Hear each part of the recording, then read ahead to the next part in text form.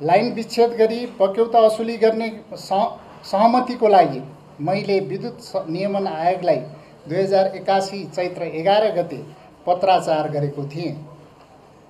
त्यस लगत्तै मलाई बर्खास्त गर्ने निर्णय मन्त्री परिषदबाट भएको हो। बक्यौता उठाउने मेरो प्रयास नै म पदबाट हट्नुपर्ने मुख्य कारण बनेको छ। सार्वजनिक संस्थाको बक्यौता उठाउन खोज्ने मेरो प्रयास राज्य विरुद्धको अपराध हो। यसको जवाफ पनि नेपाली जनता र इतिहासले आगामी दिनमा अवश्य माग्नेछ।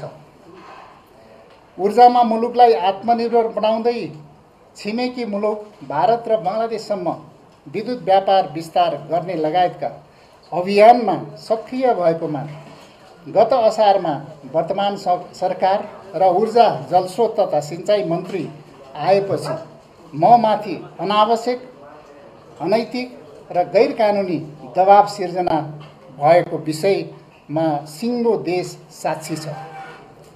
सरकारका नेतृत्वदायी जिम्मेवारीमा रहेका पदाधिकारीहरूबाटै प्राधिकरणको संस्थागत विकास उन्नतिका काम कारबाही प्रभावकारी बनाउन परिपक्व सल्लाह, मार्गदर्शन र संरक्षकत्व प्राप्त हुनुको सट्टा मेरो तेजोवध गर्न, मनोबल गिराउन